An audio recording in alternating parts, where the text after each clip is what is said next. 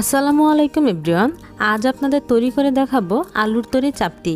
অনেক মজার একটি খাবার। কাউকে যদি না বলেন যে আপনি এটি আলু দিয়ে তৈরি করেছেন, তাহলে তার বুঝতে খানিকটা কষ্টই হবে যে এটি কি দিয়ে তৈরি। তো চলুন আর কথা না বাড়িয়ে চাপটি তৈরি করার সম্পূর্ণ প্রস্তুত প্রণালী দেখে নিই। তার জন্য প্রথমে লাগবে আমাদের দুটি আলু। আপনি যে পরিমাণ চাপটি তৈরি করতে চান সে অনুযায়ী আলুর পরিমাণ বাড়িয়ে কমিয়ে নেবেন। এখন আলুগুলোকে ছিলে নিয়ে আমি একটি গ্রেটার দিয়ে গ্রেট করে নেব। তবে আপনি দা দিয়েও কুচিয়ে নিতে পারেন, সেক্ষেত্রে মিহি করে কুচিয়ে নিতে হবে।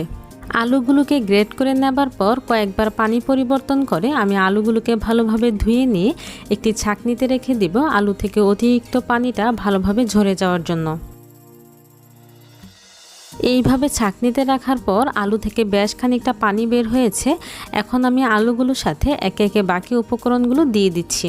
প্রথমে দিচ্ছি মেজারমেন্ট কাপের হাফ কাপ পেঁয়াজ কুচি, দিচ্ছি 4 থেকে 5টি কাঁচামরিচ কুচি, দিচ্ছি হাফ চামচ মিক্স হার্ব।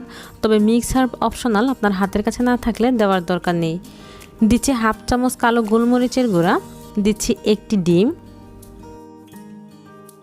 দিচ্ছি স্বাদমতো লবণ, দিচ্ছি 3 টেবিল চামচ বেসন। আপনি এখানে বেসনের পরিবর্তে চালের গুঁড়ো ব্যবহার করতে পারেন। আর দিচ্ছি মোজারেলা চিজ। এটিও অপশনাল, চিজ ছাড়াও এই চাপটিটি খেতে ভালো লাগে, তবে চিজ ব্যবহার করলে খেতে বেশি ভালো লাগে। আমি এখানে প্রায় 1/4 কাপ মোজারেলা চিজ গ্রেট করে ব্যবহার করছি। এখন সাথে দিয়ে দিচ্ছি হাফ চামচ টালা জিরার গুঁড়া। টালা জিরার গুঁড়া দিয়ে সবগুলো উপকরণ একসাথে মিশিয়ে নিব। এখানে মিশানোর সময় অতিরিক্ত পানি ব্যবহার করতে হবে না। মিশানোর সময় দেখবেন অটোমেটিক বেশ খানিকটা মিশ্রণ থেকে পানি বের হয়ে আসছে। আর মিশানোর সময় আলতো হাতে মিশিয়ে নেবেন। চেষ্টা করুন মিশ্রণটা তৈরি করার সাথে সাথে চাপটিগুলো ভেজে নেওয়ার জন্য, কারণ আপনি যদি দেরি করে ভাজতে যান চাপটিগুলো থেকে বেশ খানিকটা পানি বের হয়ে আসবে। মিশ্রণটি তৈরি করার পর চলে আসলাম ভেজে নেওয়ার জন্য। আমি ফ্রাই প্যানে পর্যাপ্ত পরিমাণ রেগুলার রান্নার তেল গরম করে নিয়েছি। আজকের চাপটিগুলো আমি ডুবো তেলে ভাজবো না। মিশ্রণ থেকে বেশ খানিকটা মিশ্রণ এইভাবে নিয়ে হাত দিয়ে চেপে চেপে একটা গোল শেপে এনে দিচ্ছি। আর এই মিশ্রণটাকে কিন্তু আমি ভারীভাবে দিচ্ছি না, বেশ পাতলা করেই ছড়িয়ে দিচ্ছি।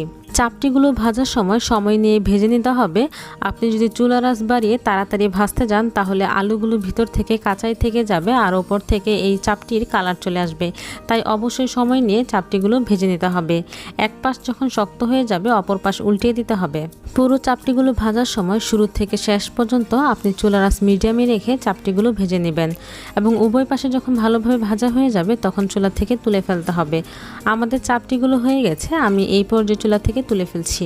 একে একে সবগুলো চাপটি আমি এইভাবে ভেজে নেব।